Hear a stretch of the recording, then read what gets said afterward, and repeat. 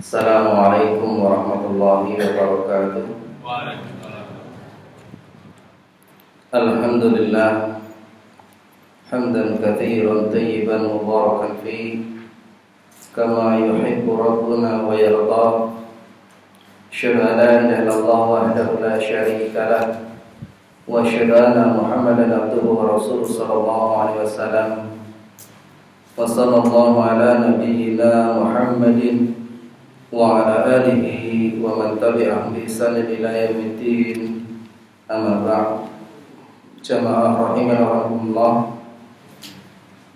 Monggo kita tansah menjalakan syukur wonten ngarsanipun Allah ingkang sampun paring dumateng kula lan panjenengan sami nikmat ageng sehingga dalu niki kita saged makempal nindakaken seperangan dawuh Allah Ta'ala.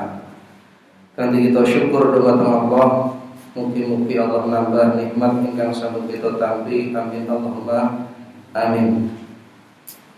Salajengipun kita badhe lajengaken waosan wudu nggih menika adab dan akhlak penuntut ilmu ingkang dipun tulis Ustaz Yazid bin Abdul Qadir Jawas. Samenika kita dumugi bab nomor 1, keutamaan mempelajari adab-adab dalam menuntut ilmu. Kita bertemu materi Rasulullah SAW sampun paling penjelasan babagan masalah Islam, termasuk salebetipun yang masalah adab. Piyambakipun sallallahu alaihi wasallam sampun ngajaraken adab lan sedanten perkawis ingkang sampun jelas ngantos adab buang air. Menika piyambakipun sallallahu alaihi wasallam ugi sampun jelasaken.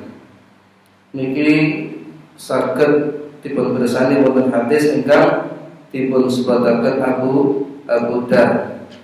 Temputi piyambakipun jelasaken ora ana manuk kang mabur ana dhuwur kejaba wis dikenake ilmune, termasuk buang hajat. Yes. Niki secara makna. Jadi seperti itu sudah jelas. Sebagaimana hal ini juga disebutkan Allah Subhanahu wa taala tentang kesempurnaan ajaran Islam. Dalam surat Al-Imran surat kelima ayat 3. Al-yawma akmaltu lakum dinakum wa atmamtu 'alaikum nikmati wa raditu lakumul Islam dinan. Dina iki tak sempurnane kanggo sira agama sira, tak sempurnane nikmatku marang sira lan tak ridhoi Islam pinangka agama sira. Surat Al-Imran surat nomor gangsal, surat Al-Maidah surat nomor gangsal ayat 3.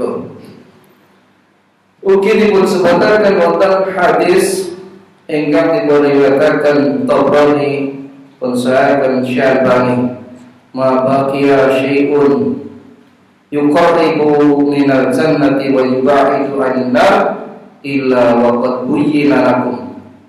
Ora ana perkara sing nyedake marang sira ana surga lan ngetuhke saka neraka kejaba kabeh kono wis dijelaske marang sira. Niki semuanya sudah dijelaskan oleh Rasulullah SAW. Dalam hadis yang lain Rasulullah juga menyebutkan, taraktu, Allah tinggalkan agama Islam. Rasulullah SAW tinggalkan agama Islam ini, taraktukum alal baydai, dalam keadaan putih bersih. Jadi dalam keadaan terang.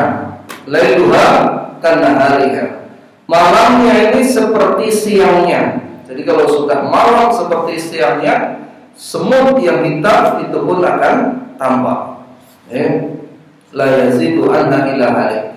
Tidak ada orang yang melampaui batas kecuali dia akan binasa. Hadis riwayat Imam Ahmad dan lainnya. Jadi semua sudah dijelaskan. Di antara adab yang beliau ajarkan adalah ikhlas. Ini agar kita ikhlas dalam menuntut ilmu.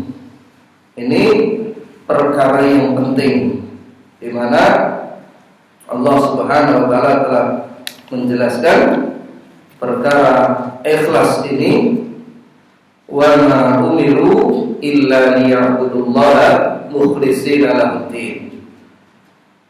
Dan tidaklah mereka itu diperintahkan kecuali agar mengikhlaskan di dalam menjalankan agama ini, yaitu agar mereka murni mengikhlaskan karena Allah di dalam menjalankan agama ini. Disebutkan di dalam surat Al-Bayyinah 98 ayat yang kelima.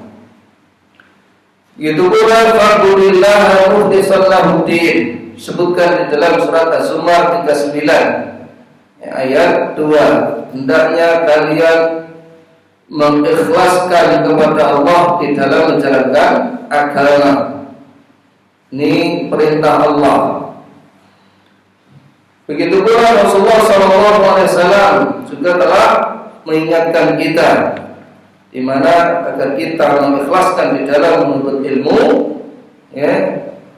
Dalam satu hadis yang diriwayatkan Imam Bukhari dan juga Imam Muslim, innamal a'malu binniyat wa innama likulli imrin ma nawa. Segala sesuatu amal itu tergantung pada niatnya, dan orang itu akan mendapatkan apa yang dia niatkan. Hadis riwayat Bukhari dan juga Muslim. Keterangan tentang ikhlas ini lebih detail insyaallah nanti kita bawakan di bab yang kedua sebagaimana dijelaskan oleh beliau rahimahullah. Ikhlas dalam mengamalkan ilmu dan ikhlas dalam mengajarkan dan mendakwahkan ilmu. Begitu pula para sahabat dan tabi'in, mereka menasihati agar setiap muslim dan muslimah memperhatikan adab-adab dalam menuntut ilmu. Ini adab-adab di dalam menuntut ilmu, agar ilmu yang dikaji dan dipelajari menjadi ilmu yang bermanfaat.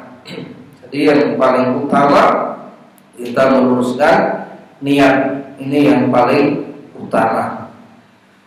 Kemudian lirafil jahli an nafsi wa ghairi, kemudian bertekad untuk menghilangkan kebodohan yang ada pada diri kita, dan kalau kita mampu juga kepada orang lain. Itu yang harus kita perhatikan. Di antaranya kita nukil dari apa yang ditulis oleh Syekh Abdul Salam bin Barjas Abdul Karim, di mana beliau juga memuat dalam buku yang telah diterjemahkan di tangan di dalam menuntut ilmu. Dia membawakan penghalang pertama itu diantaranya penuntut ilmu untuk selain wajah Allah. Jadi tidak ikhlas. Beliau menukilkan bahwasanya Ibnu Mas'ud radhiyallahu anhu, dia berkata, kalau ahlul ilmi menjaga ilmunya, meletakkannya kepada ahlinya yang berhak, tentulah mereka menjadi pemimpin bagi orang-orang di masanya itu. Akan tetapi mereka mencurahkan ilmu itu untuk ahli dunia, untuk ahli dunia, agar bisa memperoleh bagian dari dunia mereka dengan ilmu tersebut. Jadi dirinya dalam menuntut ilmu itu hanya ingin mencari tujuan dunia. Ini penyakitnya. Akhirnya mereka pun ahli ilmu menjadi hina di hadapan ahli dunia.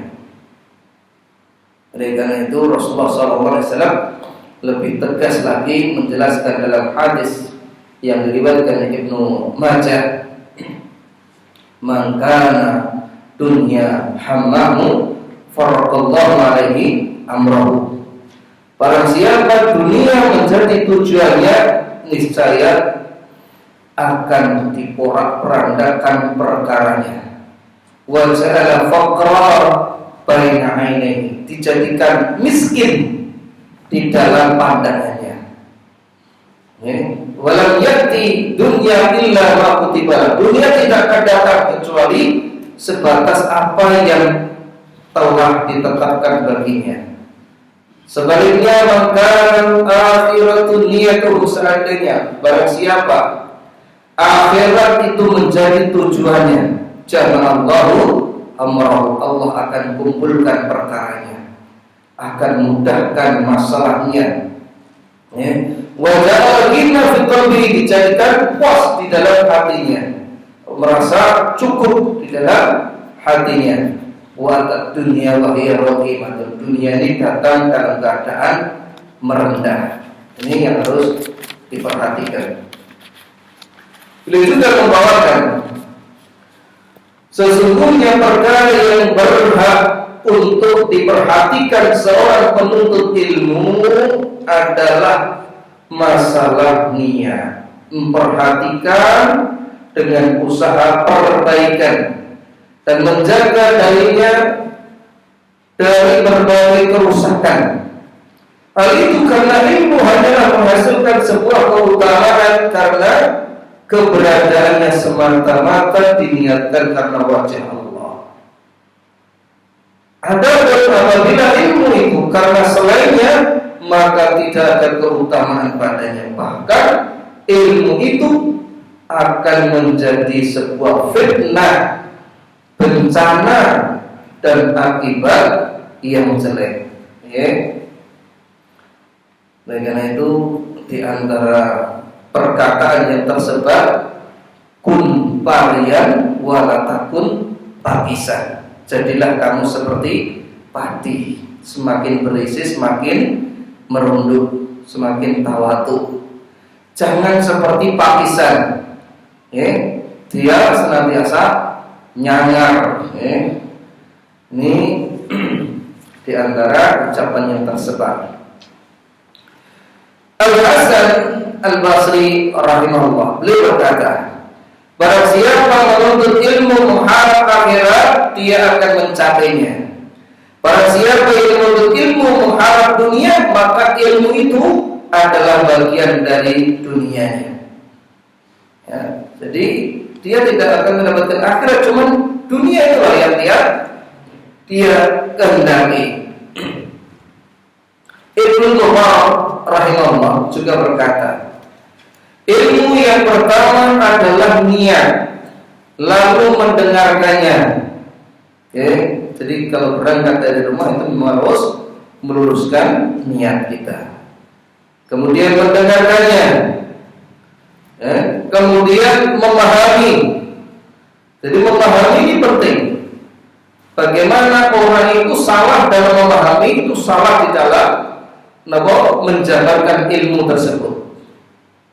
Banyak ditulis su'ul fahmi, buruknya pemahaman. Ini bisa fatal.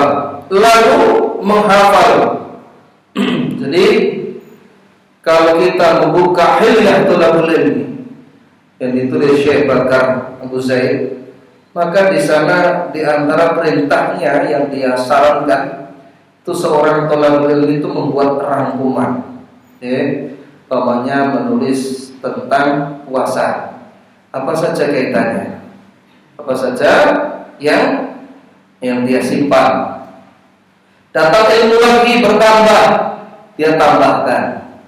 Datang lagi, tambahkan lagi, sampai suatu saat ini bermanfaat. Ini akan memberikan manfaat.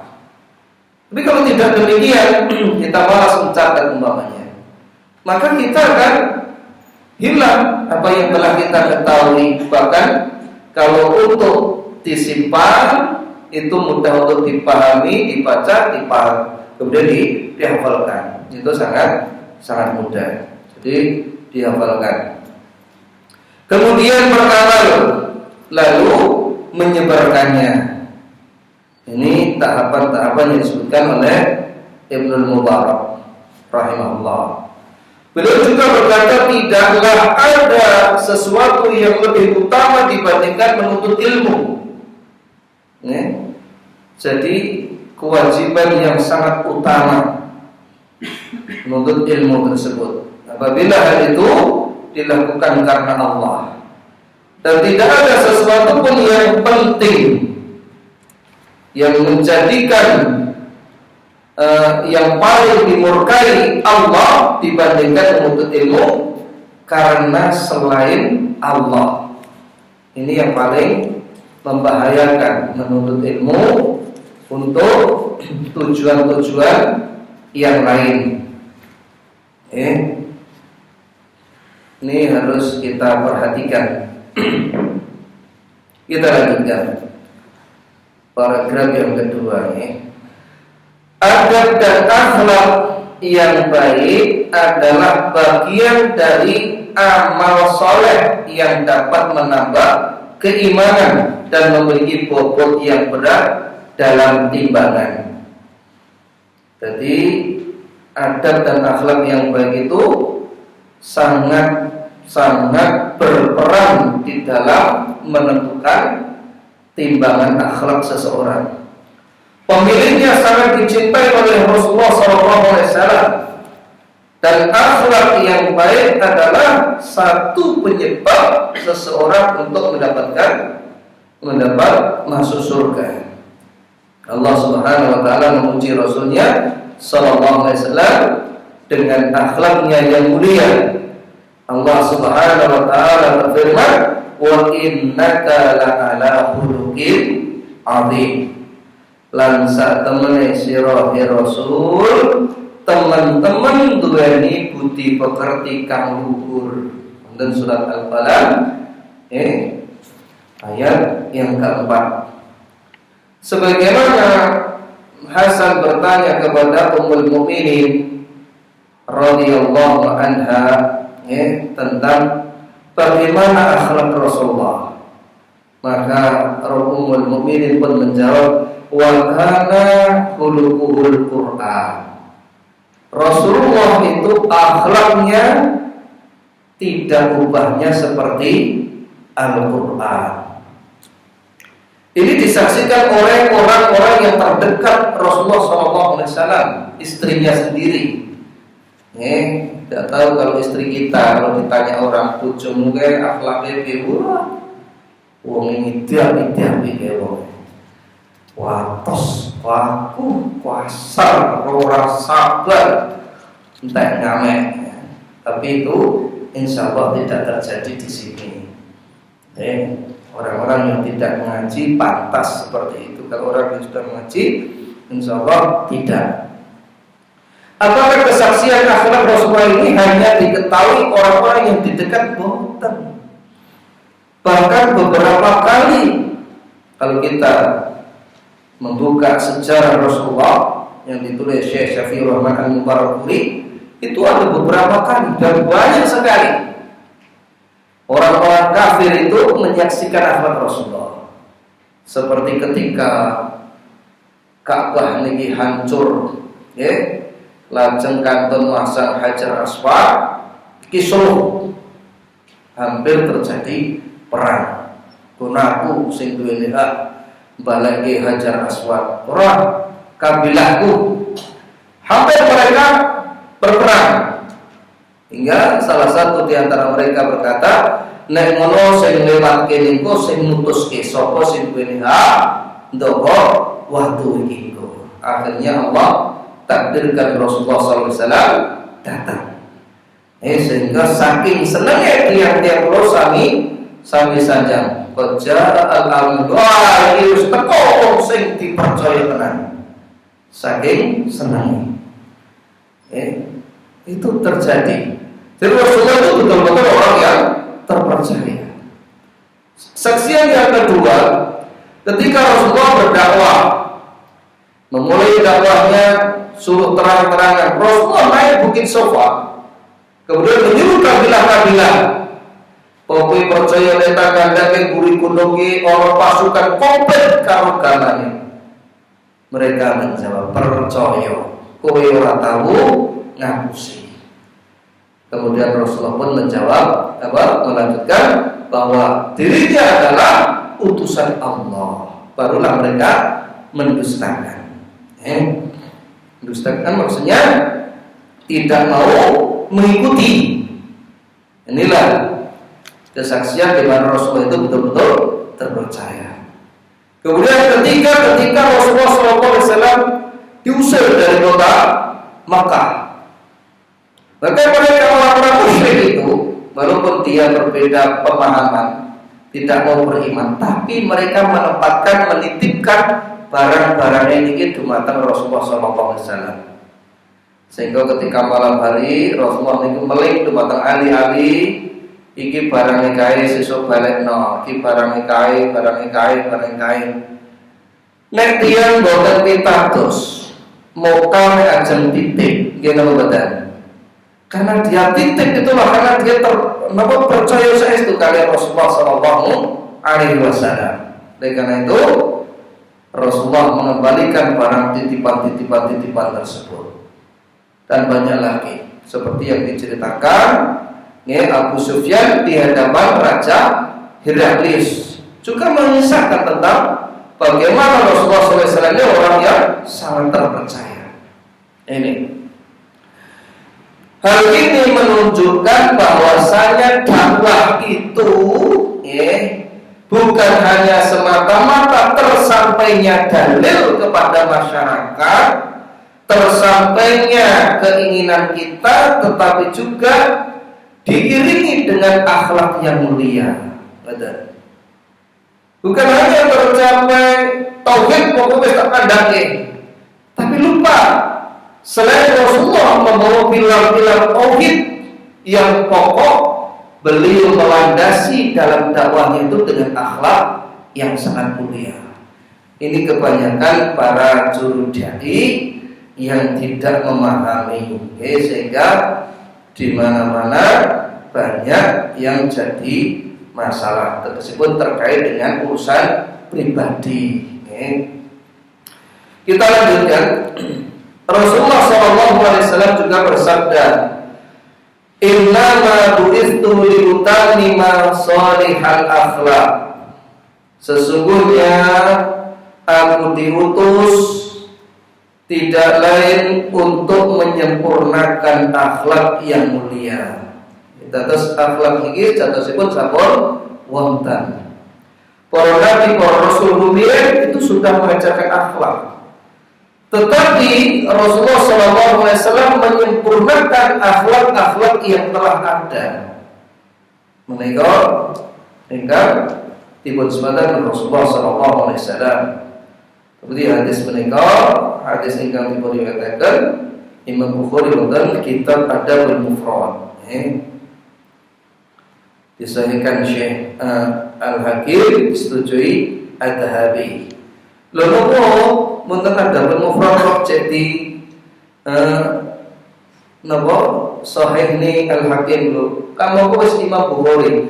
Jadi Imam Bukhari itu menjamin hadis-hadis yang di Sahih Bukhari ini jelas dijamin kesahihannya.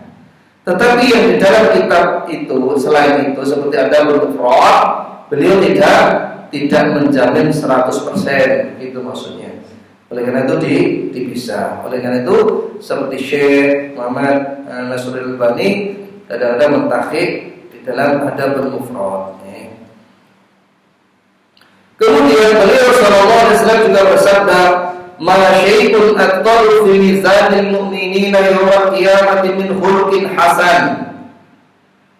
Tidak ada sesuatu pun yang lebih berat dalam timbangan seorang mukmin pada hari kiamat daripada akhlak yang baik. Wa inna Allaha la yubghidul fahishal badi'. Dan sesungguhnya Allah sangat membenci orang yang suka berbicara keji dan kotor. Hadis ini diriwayatkan Tirmidzi Ibnu Hibban dan lainnya dari sahabat Abu Darda. Hadis ini hasan sahih, dihasankan oleh Syalbani, dan as-sahihah. Hadis ini menunjukkan betapa besarnya peran akhlak ini dalam menjadikan beratnya timbangan seorang mukmin. Kenapa sebabnya? Beberapa ulama menjelaskan akhlak yang baik itu kok bisa memberatkan agama atau timbangan. Disebabkan seseorang itu melatih dirinya untuk memiliki akhlak yang baik. Ini merupakan perjuangan yang berat. Karena akhlak ini pada dasarnya ini asalnya dari dua sebab. Maksudnya asalnya. Yang pertama itu jibiliyah, yang berarti sudah memiliki akhlak yang baik sejak awal. Pancen dasare wonge sae. Yang kedua muktasabah. Ini hasil didikan dirinya. Tadi dari wong ora sabar, disabar-sabarke. Sebagaimana disebutkan dalam satu hadis, "Antas sabara yusabirullah." Sapa wong iku ajar sabar, Allah bakal ndadekake wong sing sabar. Jadi hasil dari didikan ini namanya muktasabah. Oleh karena itu, ketika dia sudah memiliki akhlak yang baik, semua tindak tanduk ini akan dihitung sebagai pahala tanpa disadari pemiliknya. Kalau ini contoh, bil mithali wa tihul maqal. So karo contoh lagi gambar. Tiang kelo sampun pancen gadai akhlak. Akhlak itu takbiat. Apa yang sudah melekat tertanam dalam kebiasaan seseorang. Jadi ketika dia jalan lihat monggo putih, monggo pati, monggo lek, monggo bu, monggo mbah, ini semua tanpa disadari, tapi ini dihitung sebagai pahala tumbuhan pahala. Bertemu dengan saudaranya dia cuma tersenyum, pahala pengobatan. Pahala. Ini pahala yang besar. La tahqirana minal ma'ruf fi syai'in wa la talqa'a bi wajhin talqin. Jangan ke kebencian walaupun ketemu saudara dengan wajah berseri-seri. Bahkan dalam hadis yang lain, tabasum mungkali aika sedekah. Mesemu karo dulurmu klebeto sedekah. Jadi ini yang menjadikan kebaikan itu yang tanpa disadari.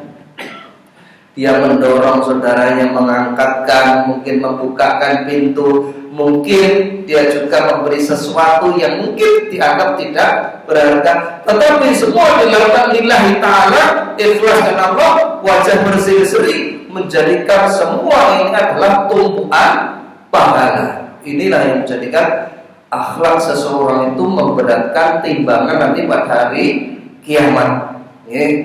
Benten itu yang belum boten paham tentang ikhlas, positif pamer, positif riak gitu. Sana singatan piyambakipun kula nek kondo lapos, kasar, kaku, sehingga ini menyakitkan orang-orang di sekelilingnya, sing enter dadi tumpukan dosa. Nuduh tanpa dirasa, tanpa dipikir dan lain sebagainya. Merendahkan orang lain dianggap biasa. Ini menjadikan kebangkrutan orang-orang yang memiliki akhlak tidak baik tersebut. Kita lanjutkan. Beliau sallallahu alaihi wasallam juga bersabda, "Inna min ahabbikum ilayya wa aqrabikum minni majlisan yaumal qiyamati ahasinakum akhlaqan."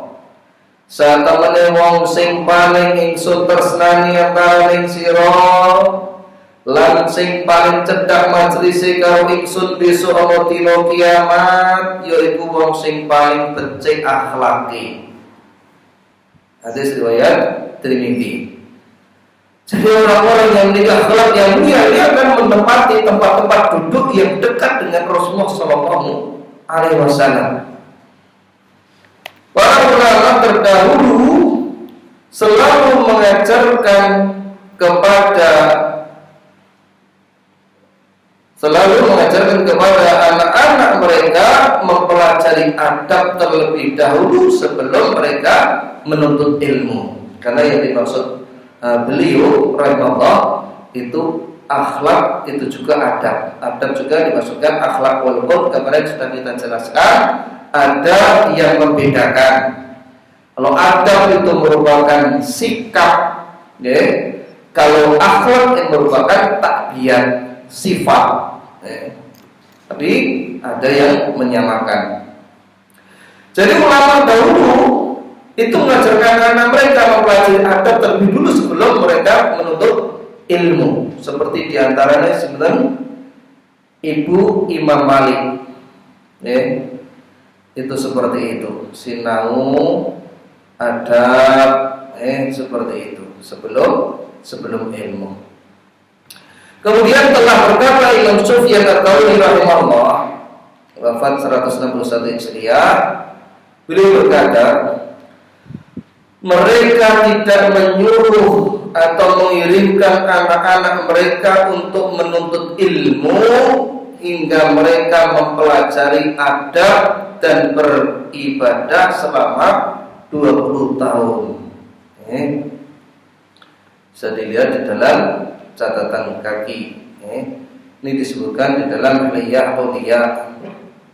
Jadi mereka betul-betul memperhatikan tentang masalah ini. Begitu pula kalau kita membuka Hilyah Thalabul Ilmi, perhiasan penuntut ilmu, ditulis oleh Syekh Bakar Abu Zaid, di mana beliau juga membawakan bahwasanya mereka dulu itu mempelajari akhlak Abu Bakar, Umar, Utsman dan lainnya itu seperti mempelajari Al-Quran, mempelajari akhlak para sahabat ini. Mereka betul-betul memperhatikan, mempelajari. Kemudian Imam Abdullah bin Mubarak rahimahullah mengatakan, aku mempelajari adab 30 tahun. Tamu apa badan ini? Tamu badan 30 tahun. Coba bayangkan. Setelah itu kemudian aku menuntut ilmu selama 20 tahun. Mereka mempelajari adab sebelum belajar ilmu. Kenapa demikian? Karena di dalam adab itu, sebagaimana beliau katakan, 2/3 ilmu. Jadi kalau kita mempelajari adab-adab itu, di sana sudah memuat 2/3 rong pertelone ilmu. Sudah hampir seimbang dengan ilmu. Maksudnya ini sudah cakupannya di dalam juga ilmu-ilmu.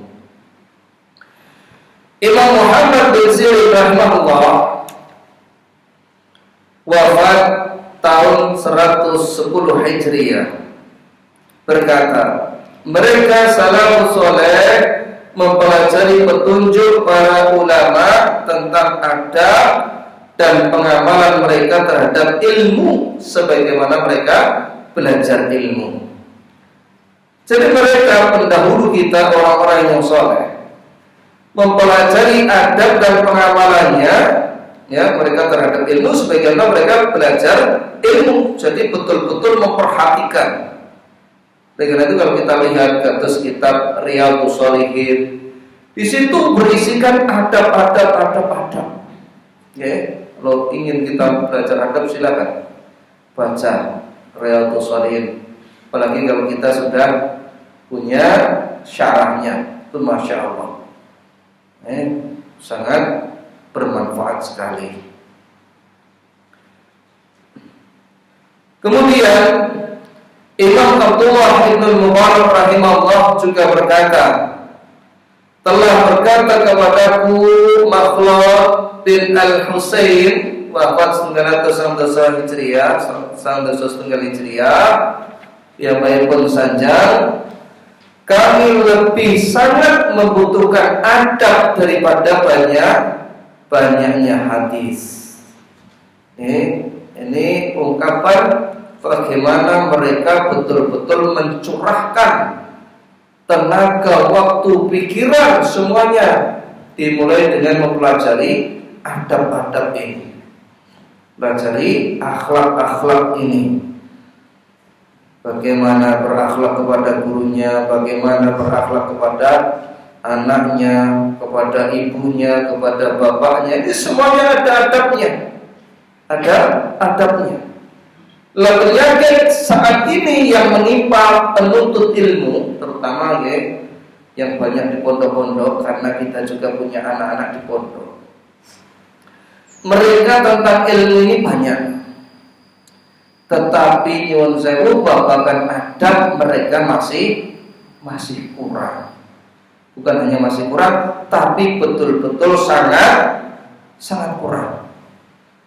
Itu bisa dilihat dari bagaimana cara komunikasi, bagaimana mereka itu berhadapan dengan orang tua, dengan teman-temannya, dan lain sebagainya. Bagaimana mereka ketika ke masjid, bagaimana ketika mendengar azan, itu seperti itu. Sangat terlihat. Kalau ilmu mungkin punya, mungkin banyak, tapi tentang adab ini masih sangat kurang sekali. Al-Khatib Al-Baghdadi rahimahullah wafat kawalan doswitati Hijriyah piyambakipun nyanjanaken wonten kitabipun selayaknya seorang penuntut ilmu dan hadis berbeda dalam semua urusannya, amal dan akhlaknya, dari cara dan perbuatan orang-orang awam. Ini beliau sebutkan, seorang penuntut ilmu dan hadis harus berusaha melaksanakan sunnah atas dirinya. Sebelum kita lanjutkan, harusnya demikian. Jadi orang-orang yang belajar, orang-orang yang senantiasa menuntut ilmu, itu harus berani berbeda dengan masyarakat yang ada. Bukan dalam arti kita kok pengen menyelisihi terus, tidak. Tetapi kalau seandainya cara berpikir orang awam itu karena mengejar keumumannya, mengejar supaya ngeyamor wae tanpa memperhatikan benar salahnya, maka hendaknya sebagai penuntut ilmu itu berani berbeda. Wantun benten. Contohnya sangat banyak sekali. Dari bagaimana kita berpikir tentang ekonomi. Orang-orang awam ini mereka cara pola pikirnya sebagaimana orang-orang yang tidak paham terhadap ilmu. Bahkan seperti orang-orang kafir, di mana mereka tidak lagi memperhatikan tentang halal haram. Ini cara berpikir tentang membangun ekonomi mereka. Ya secara gampang ini, seneng mlayu lan riba. Padahal riba ini haram apa halal? Rapatan banter haram. Haram atau halal? Haram, akan jelas katanya. Kita sudah mengetahui itu. Tetapi kebanyakan dari kita justru banyak yang mengikuti langkah orang-orang yang tidak paham tentang ilmu. Itu diantaranya. Ketika terjadi pilkada, pilkades, pilpres, sebuah riamplok kabeh. Sing berilmu karo sampai berilmu niki berani berbeda loh mboten? Ora patah contoh iki jawabannya. Berani berbeda apa mboten? Apa mboten? Kita aja pelo. Jadi kalau kita berilmu harus kita lantang mboten? Karena apa? Karena pemberian itu meminta jolali. Napa milih sengki kan begitu. Maka sebagai penuntut ilmu kita harus berani menolak. Betul. Saya tidak mau seperti itu. Sehingga ke belakangnya mereka akan berpikir untuk memberi lagi. Seperti itu. Demikian pula dalam bersosialisasi. Di setiap masalah-masalah ada sesuatu yang sifatnya terlarang. Tetapi kadang-kadang untuk menjabarkan belum mampu, setidaknya kita tinggalkan. Nyun sewu pilih tasih kata ingkang kados ngaten. Seperti orang berhajatan. Kita tidak ada masalah. Kita silihan, kita kumpulan kita ikut mendukung, membantu, menolong saudara kita, tetangga kita. Tetapi jika seandainya di sana itu ada mawangi, penghalang,